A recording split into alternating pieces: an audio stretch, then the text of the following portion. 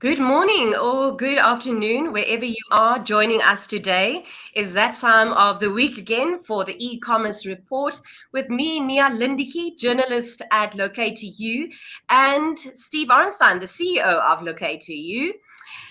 Steve, I can't believe that this is the time of the year again. We're talking about Christmas. It's that time where everybody has to prepare for logistics, for that peak season for your business, just to get all the stocks out, prep, do marketing, and all of that. I'm sure you've got some tips for us to share. How do you get people to be motivated?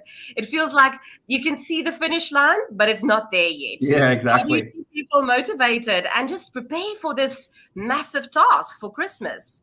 Yeah, look, I mean, it's, in e-commerce and in logistics, this is the time of the year where you can get all your planning done and thinking about what that year's the end of the year is going to look like. And a lot of these e-commerce businesses, that Christmas period is where they make a lot of their money and their revenue for the year, and where they make a lot of their profit. So it's a really important time of the year.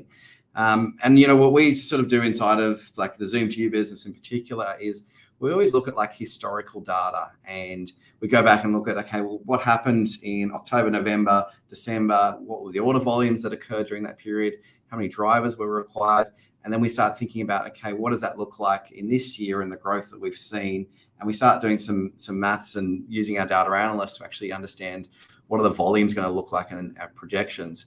And so each year that we've gone, like we started Zoom to You back in 2014, and each year we've got better at being able to predict the numbers of drivers that are going to be required, and when you sort of hit those peak periods. And there's different learnings that we've had, right throughout every single year. Things like, understanding when Australia Post, they say that they stop offering a delivery they promised that's going to arrive before Christmas, and when that date actually kicks in. And so we see from a same day point of view, our volumes start to increase during that time period. And then, when are those specials occurring with the different customers that you're working with? So working with your customers and understanding when are they going to run their specials? Is that where we're going to see increases in volume? It's understanding all those different aspects to then have your team planning, the numbers of drivers, onboarding of drivers, and then making sure that ultimately the customer ends up getting those deliveries in their hands before that important date. A lot of planning goes into that, I can imagine. But something that also requires a lot of planning is our first story that we're going to look at, and that is Serve Robotics. Now, on this show, we have talked about Serve Robotics teaming up with Uber Eats, and they are planning to roll out some of these robots in the coming years. But very interesting development on that story, Steve, that they've now raised $30 million in financing. And that is bringing the company's total funding to about $56 million. But what does that actually mean? The funds will obviously help Serve to scale up its operations and to build more robots. That is a plus for everybody in the industry. But this also means that the volume has grown 30% month over month over the past year, and is now becoming a company that is listed publicly. So that gives you more access to more funds, right?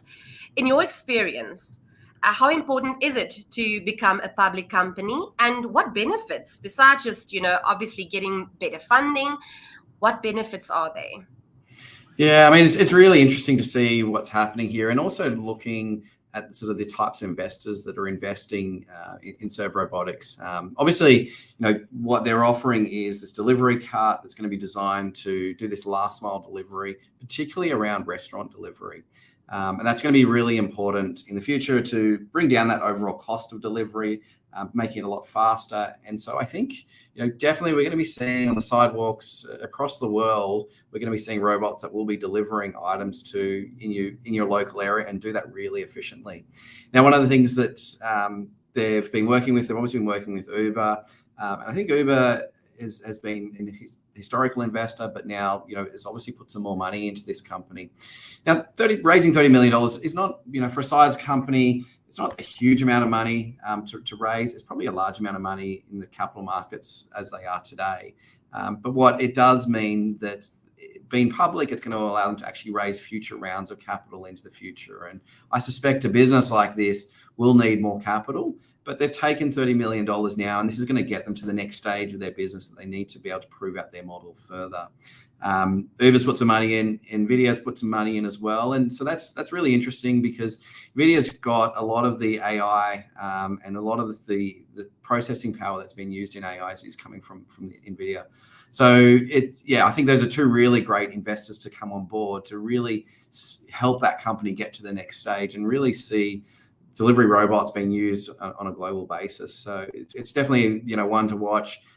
It'd be interesting to see. I haven't tracked and seen how their share price has gone, but yeah, we'll see how that goes over the coming months ahead.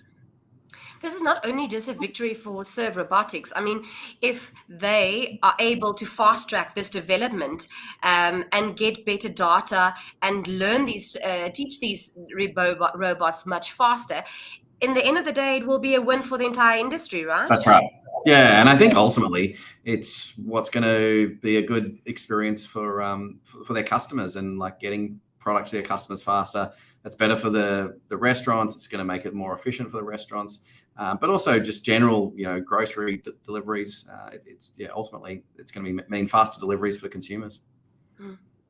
Something else that was very interesting that happened just 2 days ago is the drone maker DJI, which has unveiled its latest carrier addition to the Flychart 30. Now, traditionally, it's only really launched products for consumers, but with a clear demand for drone technology helping other industries, they've now added this Flychart 30.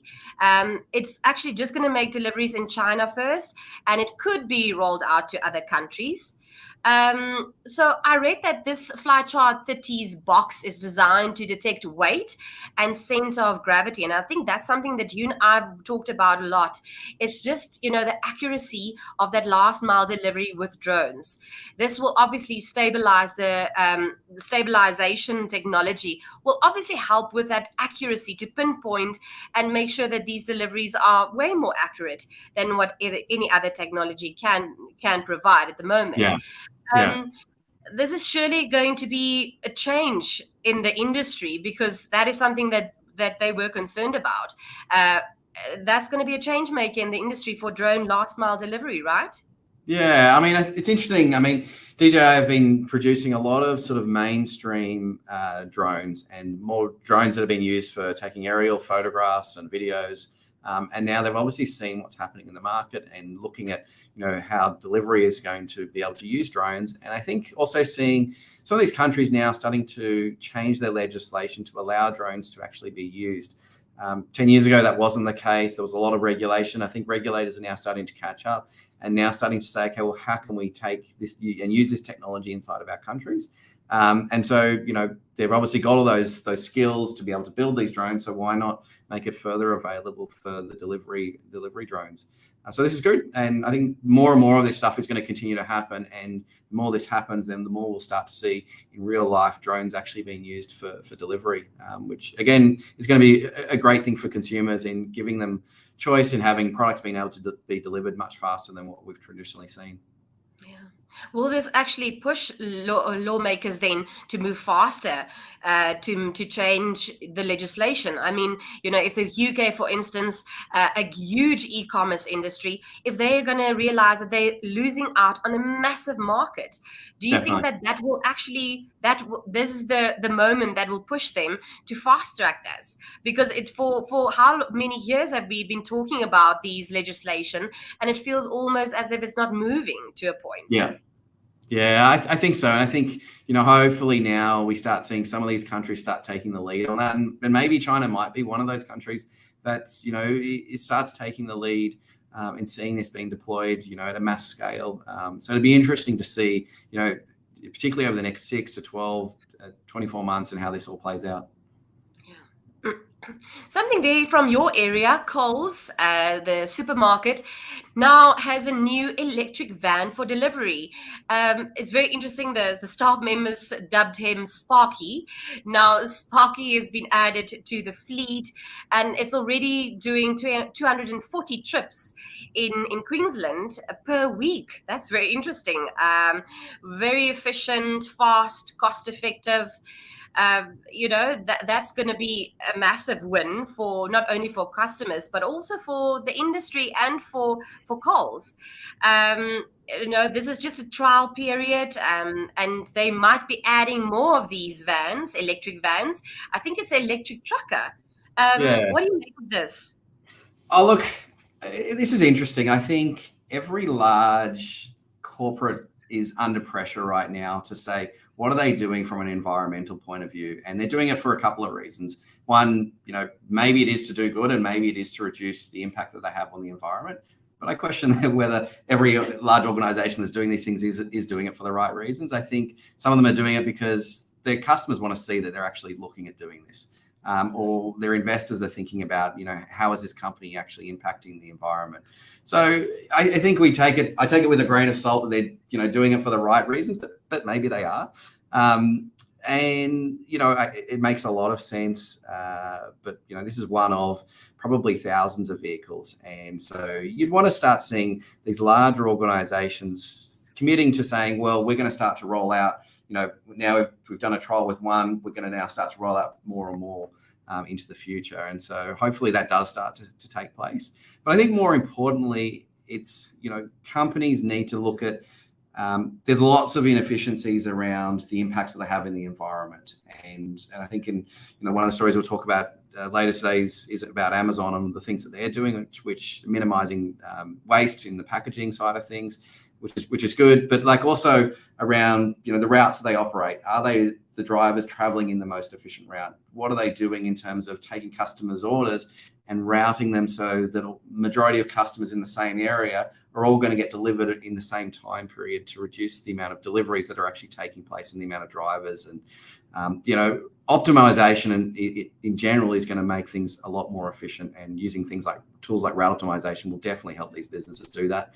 But obviously adding on, electric vehicles is obviously going to make a big impact. And I think companies need to come out and say, they're going to be doing it, and this is the time frame, and this is when they're actually going to move towards switching their entire fleet to an electric fleet. And so it'll be interesting to see. And obviously they need to go through a trial period where, they're testing it out, but then, fast tracking that across their entire fleet. Are you concerned about anything specifically, or, any red flags? For instance, they've got some of these vans already fitted with solar panels.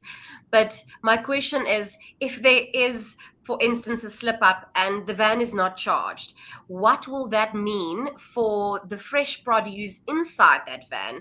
And yes, it's not going to happen frequently, but what if this delivery driver is pushing it and trying to make that last, delivery before the end of the day, and this van is just not making it to that last trip?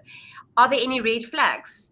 Yeah, look, I think that's going to be interesting to see. And I guess, testing one van, they're going to make a lot of learning throughout that process, and what are the things that do actually take place. And, it's obviously not as simple as turning up to a petrol station and filling it up with petrol, because, the time to charge, it takes a lot longer than that. But I think charging stations are becoming more frequent. It may mean that there's delays of over 30 minutes. But I think that also comes down to, the algorithms that they build around doing the route optimization, knowing how far that vehicle's traveling, and then knowing at the end of the day, here it's going into a particular location to actually to do the actual charging at that point in time. So yeah, I think there's lots of things that people are going to learn, and improvements are going to be made throughout the process. Let's stay with news coming out of Australia, and something that I want to turn to now is the Australia Post. They've got an interesting development. They've got next day delivery. But before you get excited, it's only for certain metros. Now, it's called the Australia Post Metro Project, and it will only be for Melbourne, Sydney, and Brisbane. They're hoping to roll it out to other metros.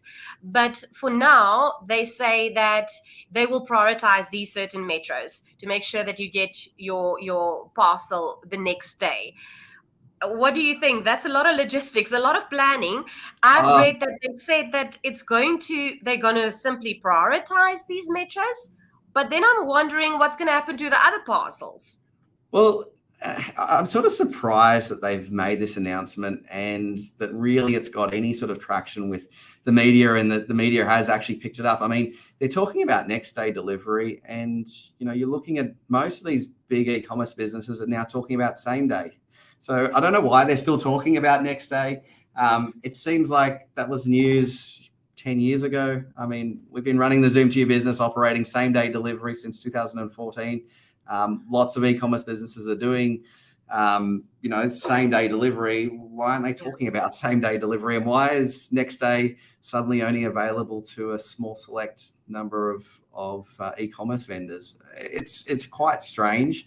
And I think one of the challenges that Australia Post has is they've got this huge investment in infrastructure.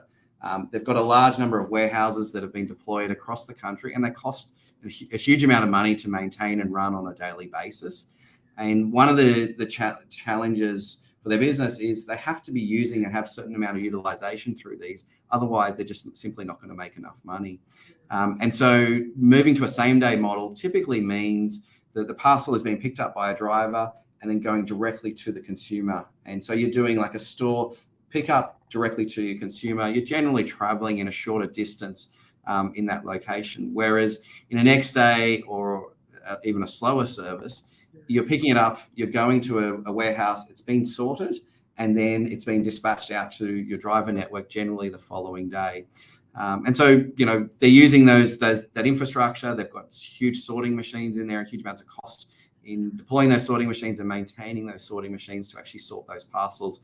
And so I think they want to make sure that, next day and slower continues to be something that consumers use, and keeping that as a really cheap way of getting parcels to customers, because they don't want that to go away. They don't want it all to move to same day, because they just simply, their business would be under a lot of pressure if that was the case. Yeah. So it is interesting. I don't think it's not newsworthy what's just happened. Really, they should have been doing this 10 years ago. 10 years ago, it might have been newsworthy, but certainly not today. And I'm surprised that the media's even picked it up and, has even written about it. Yeah. Interesting, because, just last month they were saying that it is feeling the pinch with the high inflation rate, and they will have to increase their parcel rates, parcel prices. So, this could be maybe seen as a tactic that they're trying to move with the times, hopefully. But someone who is really not new at this game is Amazon, and they are literally dropping the boxes. They are literally getting out of the box, thinking out of the box. They are now going to give you more of your parcels without that extra layer of wrapping. Now, that can be seen as sharing a little bit more than you wanted to with your neighbor. There will be some of these parcels, maybe a TV screen, for instance, will be, open in front of your porch, and everybody passing by might see it.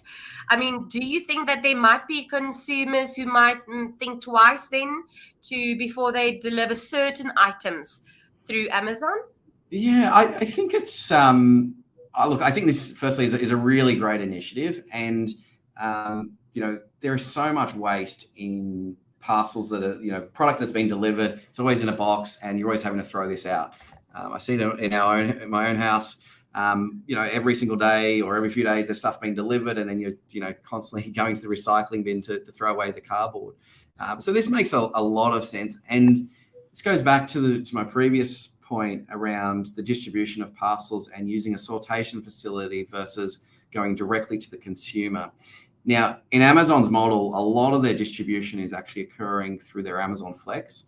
And that's where drivers are turning up to their warehouse, picking up those parcels and delivering it directly to the consumer. So it's not going to this third-party logistics warehouse where they're doing the sortation. It's going through a sortation machine and then being sorted into runs for drivers to actually deliver. And so why is this important? Well, it means that the parcel is not going to get damaged. And so they don't have to repackage it into something else when they're going from their own warehouse, putting it in with their driver, and the driver's taking it directly to the consumer. And so they've got the ability to do this when they're running that sort of model and managing essentially their own fleet of their own drivers. In the model where it's going via Australia Post, you simply wouldn't be able to do this because the parcel would arrive, it would be damaged, it would have lots of scratches all over the box, and it just wouldn't arrive in a way that customers would expect it to. But certainly where you're able to take it directly from store or directly from your own warehouse to your customer, this makes a lot of sense.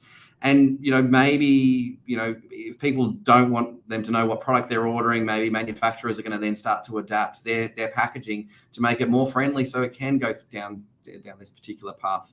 I think this makes a lot of sense. And, ultimately it's going to be better for the environment. Consumers are probably going to end up saving a bit of money because there is a cost in doing that packaging from a time point of view, but also from a materials point of view as well. Yeah. But from a marketing point of view, if you know that there is not going to be an Amazon wrapper around your item, do you think that, some companies might actually use it as a great way to get extra marketing out there? Yeah, definitely. And should be thinking out of the box, perhaps, Yeah. to come up with creative ideas to use it as a marketing tool while the item is standing there while you're at work. It's a free advert. Yeah, definitely. I think that's definitely going to be the case. And I even saw an article a little while ago where it was a bike that was being delivered, and they changed the packaging to make it look like it was a TV. And the amount of damage that the bike actually had on it was substantially less because the way in which the delivery drivers handled it, because they thought it was a TV. So yeah, there's definitely smart things to be doing around the box, and particularly if your box has not been put into another box to get delivered. So yeah, it'll be interesting to see how this plays out, and I think it's a really smart move. Sure, yeah. Let's look at something a little bit more fun. Well, I don't know how much fun, but the Matildas, they suffered a defeat in the FIFA Women's World Cup in the semi-final. And as if that was not enough, they just had to rub some salt into the wounds of some of the fans when they had to wait. There was a huge transport system failure in the subways, and thousands of fans who turned up to watch that live game, they were stranded on Wednesday, left there for hours. The rail lines were just shut down. And even the politicians had to act and apologize and say that this was not planned. It should not have happened. It was, to put it mildly, a logistical nightmare. Yeah. But this is something that I want to touch on because transportation can make or break the biggest moment, not just from a sports perspective, but just looking at, how everything needs to work like a well-oiled machine, in the entire e-commerce ecosystem. Can you share with us what should be done and how important is it? I think from the public's point of view, now we can see, why it is so important to plan properly. Yeah, I mean, to me, when I think about it and see these types of problems, it comes down to a data problem, and it's actually doing some analysis of saying, okay, well, if you have this many people that are all leaving a stadium at this amount of time, what will then happen? And what's the result going to be? I mean, it's a simple calculation to say, well, the train can carry this many people, and there's this many people that are leaving the stadium, and the probability is that this many people are going to be catching a train. So the maths will tell you very quickly, well, how many trains do you actually need, and what time do those trains actually arrive? And to see it sort of play out like this, where people are having to wait hours, it simply shouldn't be the case. And I see this every time I arrive from overseas, and you come through the airport in Sydney. There's always these huge queues in customs. And I'm like, well, this isn't a surprise. They know how many planes arrive. They know the times these planes arrive, and they know how many people are in the planes. So the simple maths will tell you, okay, well, this is the number of people that would need to process them through customs, and this is how long on average it takes to process someone. So therefore, how many queues that we should actually have. And so people shouldn't need to be waiting in queue. They should be relatively short. They shouldn't be waiting for hours. And so often this just comes down to you taking the data, processing that data, and then playing out, say, well, if these events occur, what is that actually going to look like? And is that going to be okay? And, in this instance, it certainly wasn't okay. And, data could have solved this unless there was some other, technical thing that actually occurred that caused the potential delay. That's these things do happen. But, other than that, it's a simple data processing planning process, and things that we do inside of our Zoom to You business, where you run sort of optimization engines to say, okay, what does this event actually look like? And you can plan from that basis. Yeah. I want to tie it back to where we started the show, where everybody is now turning to their marketing teams, to their logistical teams to start planning for the festive season. So, I mean, from your side, where would you start to make sure that there are no bottlenecks, like you've said, where you have to tell customers no more orders from this point? To make sure that you don't disappoint your customers. I think if you play open cards and you're open, if there's no expectation, there can't be any disappointment. Tips, experience, what can you tell us? Yeah. I guess when you're planning for Christmas, it comes down to, again, looking at your data and looking at what are the volumes of data, the volumes of orders that you're expecting over different times periods, and what does that mean in terms of numbers of drivers that you may have, or if you are going to be relying on a third party to actually do those deliveries, will they have capacity constraints, and when are their cutoff time periods? One thing we do see, particularly as you go into a Christmas period, you might be thinking 10 days out from Christmas, do you stop using the likes of Australia Post and some of these larger courier providers and start thinking about doing your own deliveries for certain areas? And is your e-commerce site set up to be able to handle those rules so that you can actually turn on or off different shipping providers that are available and have different options available? And maybe the cost of delivery might increase during that period because you're offering a faster delivery or something along those lines, but consumers are going to be willing to spend because they want that product delivered in time for that Christmas date. And so, I see a lot of e-commerce businesses, it might get to the middle of the month, and they say, well, sorry, we can't guarantee it's going to be delivered by Christmas. There's lots of options that are available that will allow you to actually make sure you can deliver to Christmas.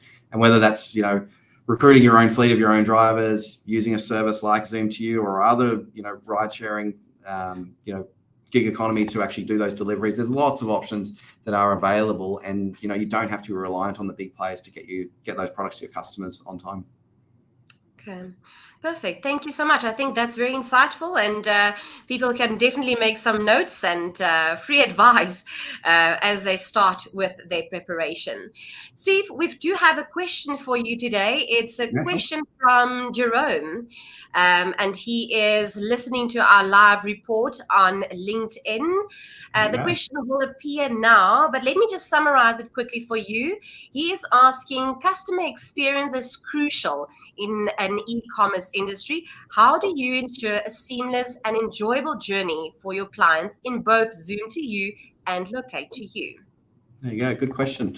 I think it comes down to, the fundamental reason around starting the Zoom to You business was around giving complete visibility to the customer as to when that product is arriving. And so having a live tracking link, we send that via SMS or we send it via email. The customer can click on that link, they can see the name of their driver, they can contact that driver, and they can see that estimated arrival time.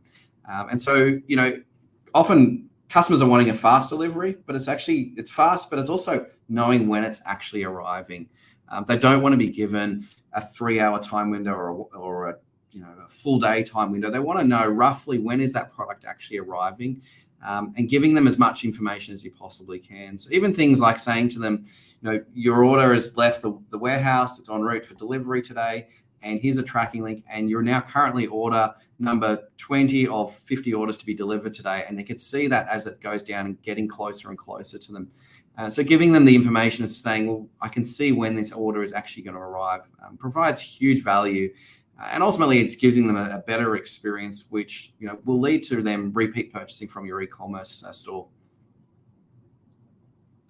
Thank you so much for answering that question, Jerome. I hope that answers your question exactly how you want it. Thank you so much for joining us. This is a wrap of the e-commerce report with me, Mia Lindicke, and CEO Steve Orenstein. Do join us again, same time, same place next week. Thanks, Mia.